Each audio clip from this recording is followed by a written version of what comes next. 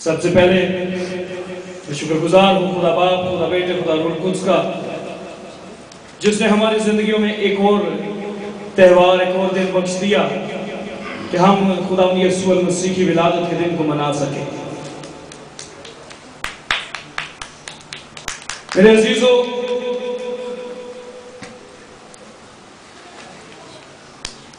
जब हम खुदा यीशु मसीह की विलादत के बारे में पढ़ते हैं कलाम से, बहुत सी पेशन गोइयां जो मुख्तलिफ अनबिया के मार्फत खुदा बाप ने कलाम में की, उनको हम देखते हैं। लेकिन बहुत से लोग ऐसे हैं जो उन सीधा पेशन गोइयों को सिर्फ याद रखे हुए हैं जो मत्ती की अंजील और लूका की अंजील में हम पढ़ते हैं। कुछ पेशन गोइयों के बारे में आपको बताऊंगा जिनको कलाम में, पुराने अहदनामा में और नए अहदनामा में बयान किया गया।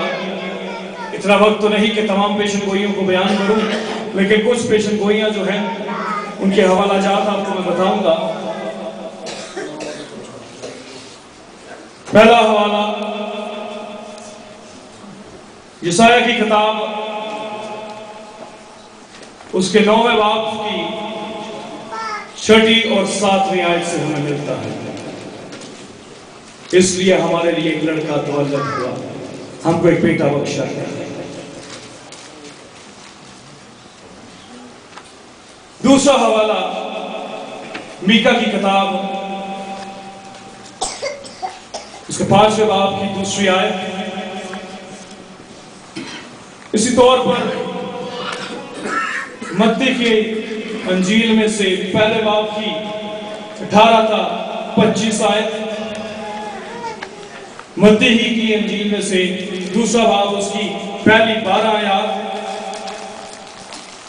लूका की अंजील में से पहला बाब 27-38 आयत और लूका की अंजील में से दूसरा बाब उसकी 1-21 आयत। ये वो है जिनको हम अक्सर औकात क्रिसमस प्रोग्राम्स पर और आम इस दिन से, इस त्यौहार से रिलेटेड सुनते रहते हैं। मेरे अजीजों, हम लोग एक इस्लामी मुल्क में रहते हैं। हमारा जो सामना है या हमारा जो बैठना है वो मुस्लिम कम्युनिटी में ज्यादा होता है। हमें यह भी देखना है कि हम लोग जो बाइबल पढ़ते हैं, बाइबल तो ये बताती है, लेकिन जो मुस्लिम कम्युनिटी है, जिस किताब को वो मानते हैं, उसमें खुदा यीशु मसीह की पैदाइश के बारे में कहां और क्या क्या बयान किया गया। मेरे अजीजों, जब हम अनाजील के बारे में पढ़ते हैं तो 4 अनाजील में से 2 अनाजील हैं जो खुदावंद यीशु मसीह की पैदाइश को बयान करती हैं। पहली मत्ती की अंजील और दूसरा लूका की अंजील। इन 2 अनाजील में हम यीशु मसीह की पैदाइश के बारे में जो है वो पढ़ते हैं। और इसी के बरक्स मुस्लिम कम्युनिटी में किताब है, वो है कुरान। कुरान में 2 जगह जो है वो खुदावंद यीशु मसीह की पैदाइश के बारे में जो है वो बयान किया गया है।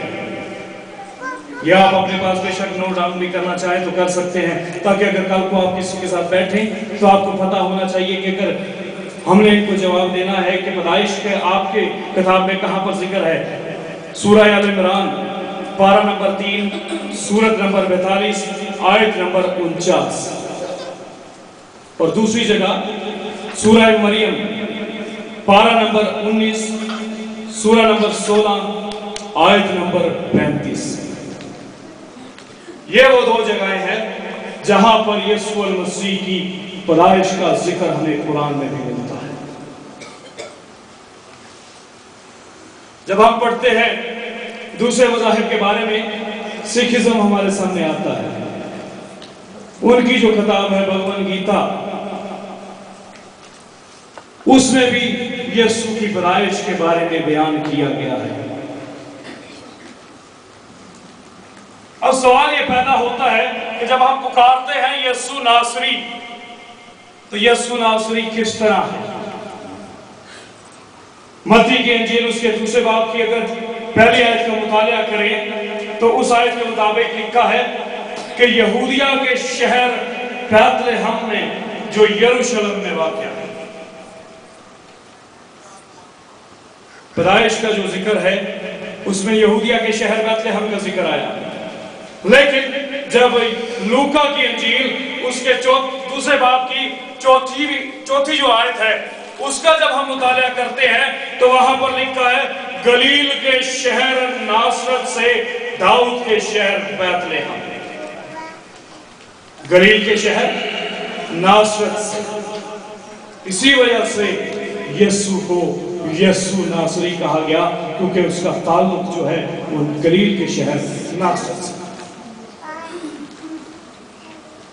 और इसके बरक्स जब हम कुरान का मुताला करें, अगर उसको देखें तो वहां पर जो है ये कहा गया है कि यरूशलेम से मुंसलिक कोई इलाका है। और जितने उलमा इस्लाम हैं वो ये कहते हैं कि वो बैतलहम ही है।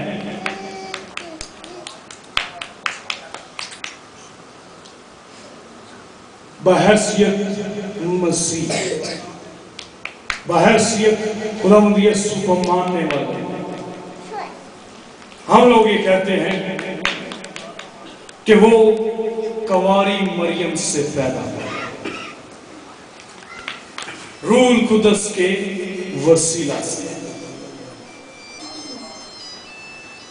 लूका की अंजील में भी यही बयान है और मत्ती की अंजील में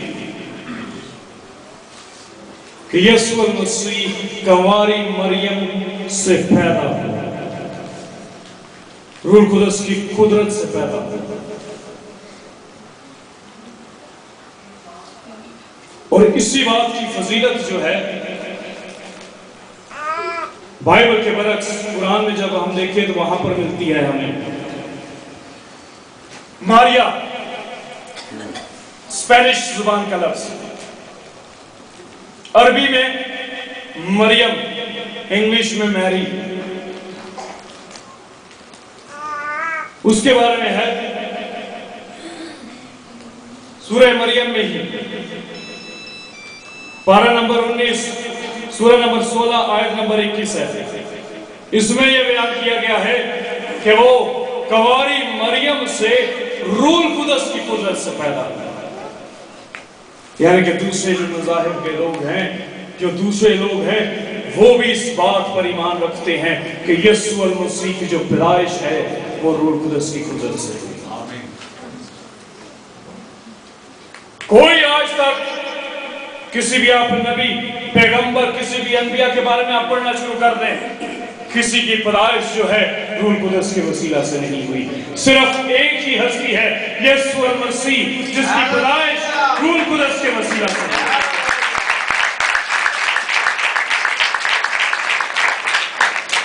मेरे अजीजों,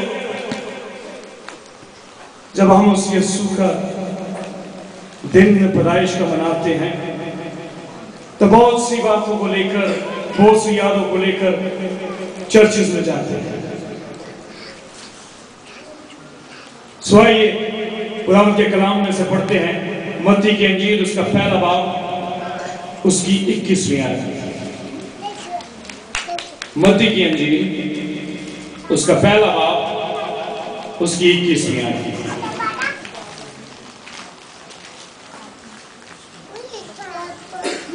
उसके बेटा होगा और तू उसका नाम यीशु रखना, क्योंकि वही अपने लोगों को उनके गुनाहों से निजात देगा। उसके बेटा होगा और तू उसका नाम यीशु रखना, क्योंकि वो ही अपने लोगों को उनके गुनाहों से निजात देगा। मेरे अजीजों, आज से कई हजार साल पहले यरूशलेम के शहर बैतलहम में एक बच्चा पैदा हुआ जो बिन बाप के था। अक्सर लोग कहते हैं कि अगर फजीलत किसी को मिलती है बिन माँ बाप के पैदाइश की, तो आदम और हवा को ज्यादा फजीलत होनी चाहिए। लेकिन ये याद रखिएगा कि आदम की जो तख्लीक है वो मिट्टी से हुई और पूरा एक इंसान जो है उसकी तख्लीक हुई थी। लेकिन यीशु मसीह जो बिन बाप के पैदा हुआ है वो बच्चे के रूप में आया।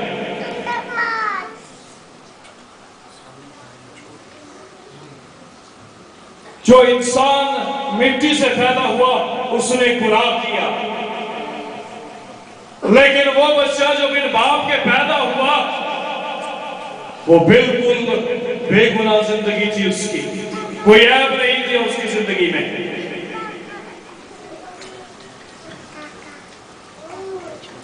और सबसे बढ़कर कि उसकी पैदाइश रूह कुदस के वसीला से हुई। जब इस आयत का हम मुताला करते हैं तो इसकी पहले जो 4-5 अल्फाज हैं कि उसके बेटा होगा, उसके बेटा होगा, तो सवाल ये पैदा होता है कि यहां पर जिक्र किसका है? तो जवाब एक ही सामने आता है, मरियम की। जब हम पूरी बाइबल का अगर मुताला करना शुरू करें तो पूरी बाइबल में से हमें सात मरियम हैं जिनका जिक्र मिलता है। नंबर 1 यीशु मसीह की वालिदा, दूसरी मरियम है रोमा की मरियम जो रोमी कलीसिया की एक सरगर्म खिदमतगुजार खातून है। तीसरी मरियम यूहन्ना मरकस की मां। चौथी मरियम है बैतनिया की वो मरियम जो लाजर और मरथा की बहन थी। पांचवी याकूब और यूसियस की मां। छठी मरियम मगदलीनी जिसमें से 7 बदूहें जो है वो निकाली गई थी। और 7वीं मूसा और हारून की बहन मरियम। अब बात ये पैदा होती है, ये सवाल आता है कि उसको चुना क्यों गया? क्योंकि जो उसके पेट में है वो रूह कुदस की कुदरत से है। लूका की अंजील उसके पहले बाब की अगर 34वीं आयत का हम मुताला करते हैं तो लिखा है, ये क्यों कर होगा कि जबकि मैं किसी मर्द को नहीं जानती। यही बात, यही आयत मरियम की पाक दामनी को जो है वो जाहिर कर देती है। और मरियम जवाब क्या देती है लूका की अंजील उसके पहले बाब की 38वीं आयत में कि मैं खुदा की बंदी हूं, मेरे लिए तेरे कौल के मुआफिक। पाक दामन खातून, खुदा बाप ने अपने मिशन की तकमील के लिए पहले से ही उसको चुन लिया, पहले से ही उसको अलग कर दिया। और जिसको खुदा अलग कर ले वो तमाम तर बातों से, तमाम तर दुनियावी चीजों से जो है वो मुबर्रा हो जाता है। मेरे अजीजों,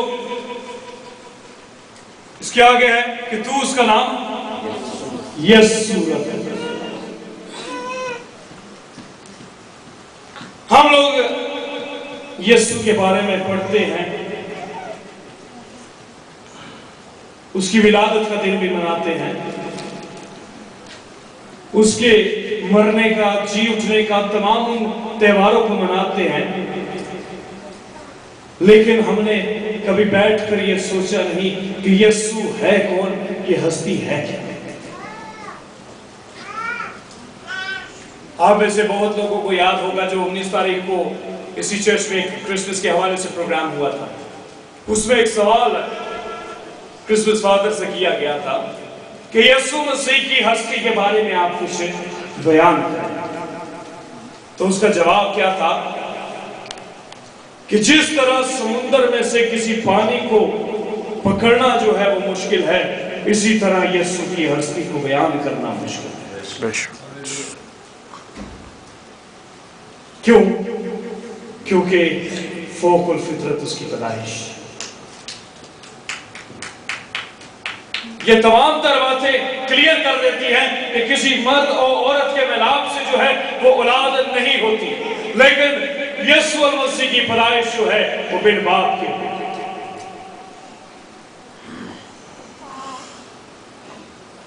वो जो राजाओं का राजा, शहंशाहों का शहंशाह, बादशाहों का बादशाह है, जो तमाम तर दुनिया पर हुकूमत करता है, उसकी जगह जो पैदाइश की है अगर उसको देखें तो वो तमाम तर बातों से मुख्तलिफ है। कि जो तमाम सल्तनतें जिसके हाथ में है, आसमान, आग, सूरज, पानी, सितारे, सयारे जिसका हुक्म मानते हैं, वो चरनी में पैदा हुआ, एक अस्तबल में पैदा हुआ।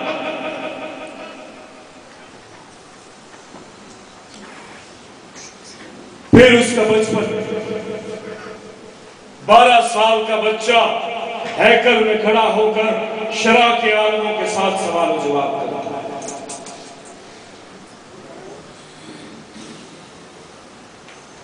हम लोग जब अपने गुनाहों से तौबा करते हैं, बपतिस्मा लेते हैं, लेकिन जब यीशु ने बपतिस्मा लिया तो रूह कुदस कबूतर की शक्ल में नाज़िल हुआ और आसमान से आवाज आई, ये मेरा प्यारा बेटा है जिससे मैं खुश हूं। आमीन। उसका वो जो बपतिस्मे का टाइम पीरियड अगर हम देखते हैं वो भी हर एक से मुख्तलिफ है। फिर उसका बेअबान में आजमाया जाना, ये तमाम तर बातों से मुख्तलिफ है।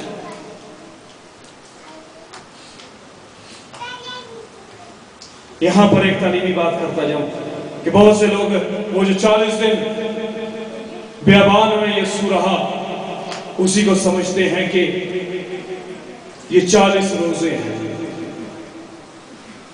लेकिन कलाम ये कहता है कि 40 दिन और 40 रात का फाका करके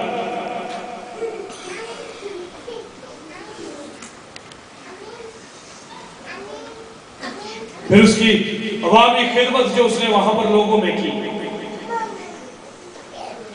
शदीद मुखालफत, हर कोई उसके खिलाफ है, लेकिन कैसी अजीब और ऊंची शान वाला है कि हर एक को माफ करता जाता है। उसका कफन दफन, कयामत, मसूद आसमानी, ये तमाम तर बातें जो है ये अपनी मिसालात करती है। जब मैं तमाम बातों को सोच रहा था तो मैंने यीशु को 4 हरूफ तहज्जी में तकसीम किया। ये, सीन, वाव और ऐन। ये से मैं समझता हूं कि यकता, कि यीशु मसीह जैसा न था, न है, न हो, फकत यीशु मसीह ही वाहिद निजात दहिंदा है। आमीन आमीन। कोई कब्र, कोई मजार, कोई दरगाह, कोई दरबार, किसी जगह से कुछ नहीं मिल सकता। सिर्फ यकता यीशु है जो हमें सब कुछ देने पर काबिल है। आमीन आमीन। सीन, सच्चाई, कि वो बात कहता है जो खुदा बाप कहता है, सच और बरहक। आसमान और जमीन तो टल जाएंगे, लेकिन उसके मुंह से निकली हुई बातें जो हैं वो नहीं टलेंगी। वाओ, वादा। मैं अक्सर ये बात बयान किया करता हूं कि एक नबी से उसकी औलाद ने कहा कि जब आगे जाए तो हमारे अमाल जो है उनको देखते हुए हमारी बख्शिश करवा देना। और वो शख्स जो है जवाब देता है कि अमाल अपने अपने, लेकिन खुदावंद यीशु मसीह जब सलीब पर लटका है उस वक्त उसके वादों का पता चलता है। तू आज ही मेरे साथ फिरदौस में, वादों में सच्चा खुदा। उसने ये नहीं कहा कि कल परसों अगले महीने अगले साल, उसने कहा तू आज ही, ये उसका वादा है। अगर आज भी हम अपना आप यीशु मसीह के हवाले कर दे तो वो हमसे भी यही वादा करता है कि तू आज ही मेरे साथ फिरदौस में होगा। ऐद से अकीदा, यहां पर बात आती है हमारी। क्रिसमस मना रहे हैं, बड़ा दिन, यीशु मसीह की विलादत का दिन। बहुत से लोग जो है उन्होंने घरों में चिरागा किए, डेकोरेशन की, क्रिसमस ट्री सजाए, और एक साइड पर सिटिंग रूम या बैठक की एक साइड पर जो है थोड़ी सी तूड़ी लगाई, एक झोंपड़ी सी बनाई, बीच में स्टैचू रख दिए, एक छोटा सा बढ़ावा सा, और क्या है कि यीशु मसीह चरनी है। मेरे अजीजों, अब यीशु मसीह चरनी में नहीं, ना ही उस जगह पर अस्तबल पर होगा। अब यीशु मसीह तख्त पर बैठकर अपनी कलीसिया को लेने के लिए आने वाला है। आमीन।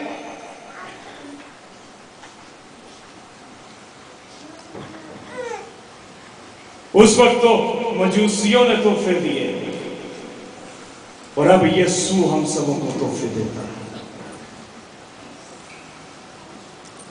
हमारी जिंदगियों में हर उस खुशी को भरता है जिसकी हम उससे दुआ चाहते हैं।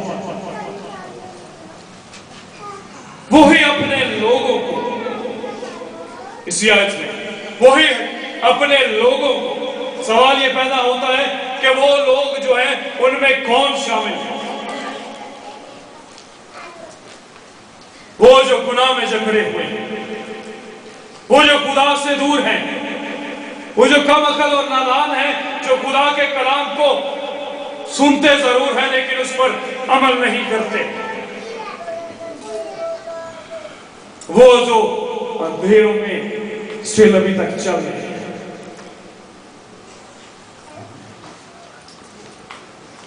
और खास तौर पे एक वर्ड मैं यूज करना चाहूंगा उन लोगों पर जो 365 वाले मसीह हैं।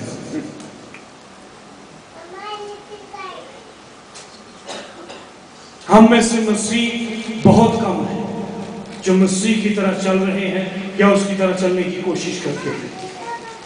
हम में से मेजॉरिटी जो है वो 365 वाले बन चुके हैं।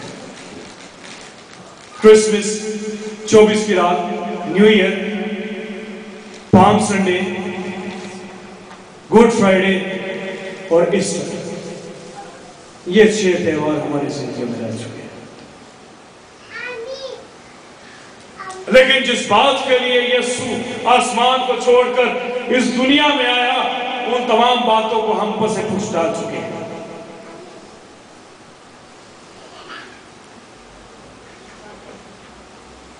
कलाम में लिखा है कि वो बेअब पर्रा जो दुनिया जहां के गुनाह उठा ले जाता है।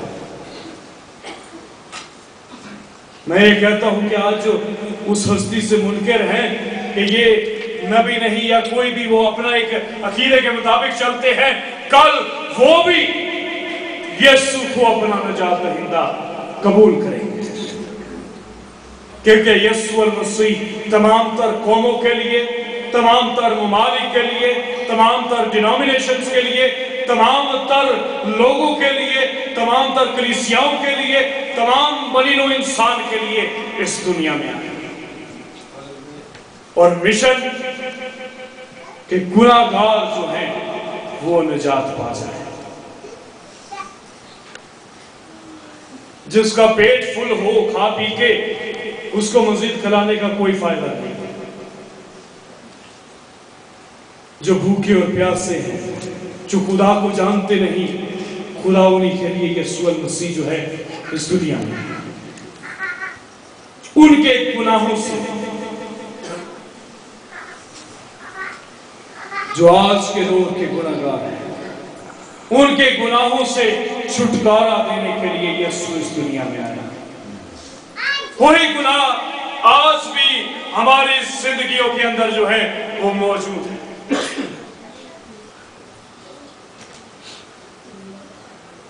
बहुत से खुदाओं को मानने लग गए हैं।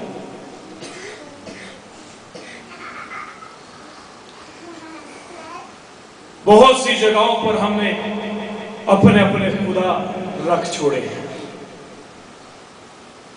मैं ये बात किया करता हूं कि पहले हम दूसरे लोगों का सुना करते थे कि वो दरगाहों पर जाते हैं, वो दरबारों पर जाते हैं, लेकिन अब बहुत से मसीह लोग भी जो है वो ये दरबारों वगैरह पर जाते हैं। लेकिन हमारा असल निजात दहिंदा, असल शाफी जो है वो सिर्फ यीशु मसीह है।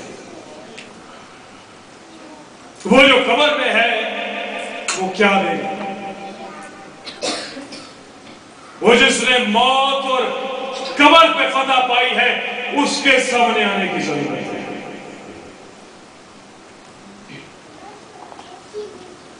खुदा का नाम बेफायदा लेते हैं।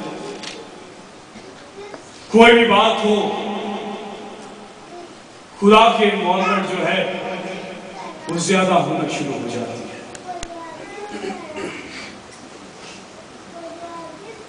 कोई भी बात हो, हम सब कुछ खुदा पर छोड़ देते हैं।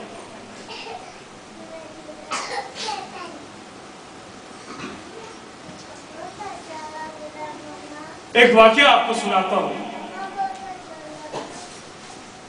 एक मर्तबा 3 मज़ाहिब के ग्रुप थे। बाकी आप 2 मज़ाहिब कोई भी कर लें। एक मसीह मजहब का जो है वो ग्रुप था। पहले 2 जो बड़े मज़ाहिब थे उनकी आपस में जंग शुरू हुई। फरिश्ते प्रवास कर रहे थे, उन्होंने जंग को देखा, उन्होंने कहा ये तो बहुत काम खराब हो गया, जाके खुदा को बताते हैं। वो खुदा की बारगाह में गए फरिश्ते, उन्होंने कहा खुदाया फला फला जो है मज़ाहिब के लोग वो आपस में लड़ पड़े। खुदा ने कहा कि छोड़ो कोई बात नहीं, दोनों का आपस में वो खुद ही पैचअप कर लेंगे। उसके बाद फिर दूसरे 2 मज़ाहिब के लोगों के दरमियान जो है वो झगड़ा शुरू हुआ। फिर फरिश्ते प्रवास करते हुए जा रहे थे, फिर वो मंजर देखा। वो फिर दोबारा खुदा की बारगाह में चले गए, जाकर कहा कि खुदाया वो फला फला जो मज़ाहिब के लोग हैं वो आपस में लड़ पड़े। खुदा ने कहा कोई नहीं, आपस में खुद ही पैचअप कर लेंगे। तीसरी मर्तबा फरिश्ते प्रवास करते हुए जा रहे थे। एक मजहब का ग्रुप जो है वो मसीह मजहब के ग्रुप के साथ जंग कर रहा। फरिश्तों ने देखा और देखकर आगे प्रवास करना शुरू कर दिया। उन्होंने कहा इतने बड़े बड़े लोगों के बारे में जाकर हमने कहा है, खुदा ने कोई नोटिस ही नहीं लिया, इनका जाके क्या बताया। बीच में से एक बुजुर्ग सा फरिश्ता जो है वो निकला, उसने कहा कि खुदा को बताना जो है वो हमारी ड्यूटी है। वो प्रवास करते हुए खुदा की बारगाह में पहुंचे। उन्होंने कहा कि खुदाया 2 मज़ाहिब जो है उनका आपस में जंग हो गई और उसमें एक जो है वो मसीह मजहब के लोग हैं। खुदा फौरन अपने तख्त से उठा, उसने कहा कि जितने भी फरिश्तों के फौजे हैं वो तमाम जो है वो मसीह मजहब के लोगों की तरफ भेज दो। सारे फरिश्ते हैरान हो गए कि आखिर बात क्या हुई। तो खुदा ने वहां पर एक बात की कि मसीह कौम ने हर जिम्मेदारी मेरे पे डाली। लाडली कौम है ना, हर चीज जो है वो इसी तरह मिल जाती है। सच्चे दिल से खुदा की बारगाह में आकर उसकी हैकल में घुटने टेक कर दुआ करें, नजात मिल जाती है। लाखों रुपया लगाकर हमें भी कहीं जाना पड़े तो हमें लाख बदे जाएं, लेकिन क्या है कि हम लोग उस लाड प्यार की वजह से बिगड़ चुके हैं कि बहुत से गुनाह ऐसे हैं जो हमारी जिंदगियों से जाते ही नहीं।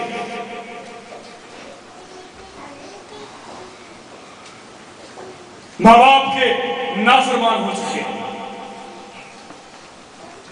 चोरी, ज़िना, लालच, हरामकारी, बुत परस्ती, अदावतें, हसद, गुस्सा, तफरके, ये तमाम बातें जो है वो हमारे अंदर है। और सबसे बढ़कर मैं समझता हूं दो गुनाह जो आज के मसीह कौम के अंदर है। नंबर एक, कलाम का ना पढ़ना। नंबर दो, दुआ ना करना। हम लोगों ने दुआ करना ही छोड़ दिया, कलाम पढ़ना ही छोड़ दिया। इन तमाम बातों से हम दूर चले गए। ये तमाम गुनाह हमारी जिंदगियों के अंदर फंस चुके हैं। आखिरी है इसका, नजात देगा। नजात जिसका मतलब है रिहाई देना, छुटकारा दिलाना। किन चीजों से रिहाई, किन चीजों से छुटकारा? दुखों से, तकलीफों से, मुसीबतों से, परेशानियों से, बीमारियों से, तमाम बातों से छुटकारा। और सबसे बढ़कर गुनाह से छुटकारा। जितने अंबिया को आप देखें, जितनी आप बातें देख रहे हैं, कोई भी डॉक्टर जो है वो हर किस्म के मर्ज का इलाज कर सकता है। अगर आपको हार्ट प्रॉब्लम है, आप किसी हार्ट स्पेशलिस्ट के पास चले जाए। कान गले का प्रॉब्लम है, ENT स्पेशलिस्ट के पास चले जाए। कोई और आपको प्रॉब्लम है, उस मर्ज से जो रिलेटेड स्पेशलिस्ट डॉक्टर है उससे जाकर मिल लें। लेकिन सिर्फ एक तबीब आज़म है जो गुनाह का इलाज करता है, और वो तबीब आज़म है यीशु मसीह, जो गुनाह का इलाज करता है। और वो ही हमें हमारे गुनाहों से निजात देगा। उसके बेटा होगा तो उसका नाम यीशु रखना, क्योंकि वही अपने लोगों को उनके गुनाहों से निजात देगा। मेरे अजीजों, आज भी यीशु जो है वो निजात देना चाहता है। क्रिसमस बड़ा दिन, अच्छे खाने पकाना, परफ्यूम्स वगैरह लगाना, अच्छे शॉपिंग करना कपड़ों की, ये इन तमाम चीजों का नाम नहीं।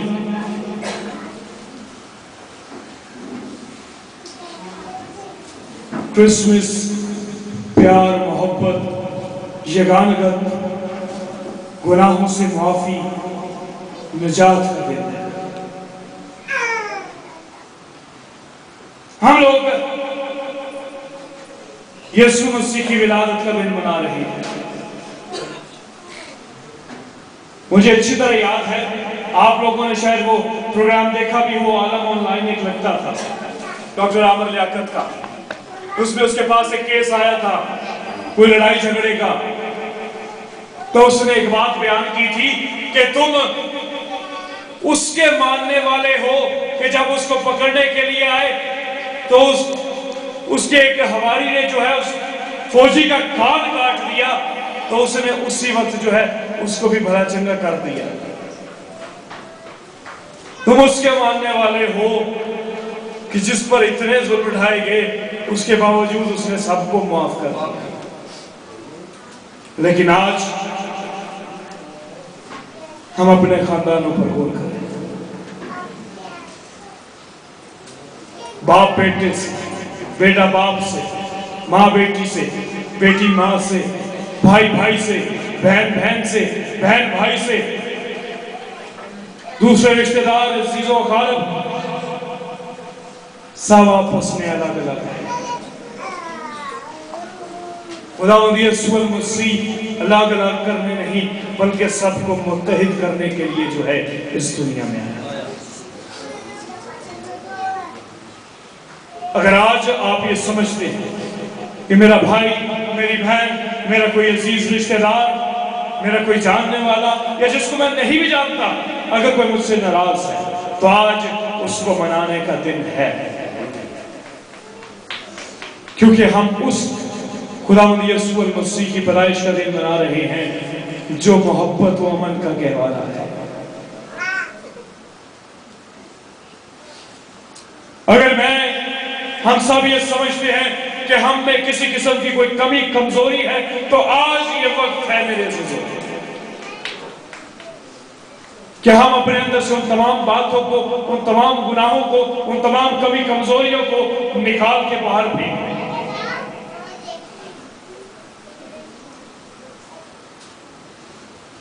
अगर मैं ये समझता हूं, हम में से कोई ये समझता है कि जब यीशु हमें किसी तराजू में तोलेगा और हम नीचे चले जाएंगे, तो आज आपके पास वक्त है कि उस तराजू में पूरे उतरने के लिए।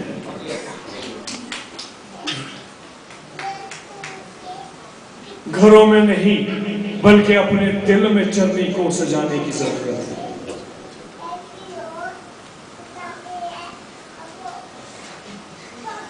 क्योंकि हमारी हाई कमांड जो है वो हमारे हार्ट से है, हमारे दिल से है, यही कंट्रोल कर रहा है पूरी बॉडी को।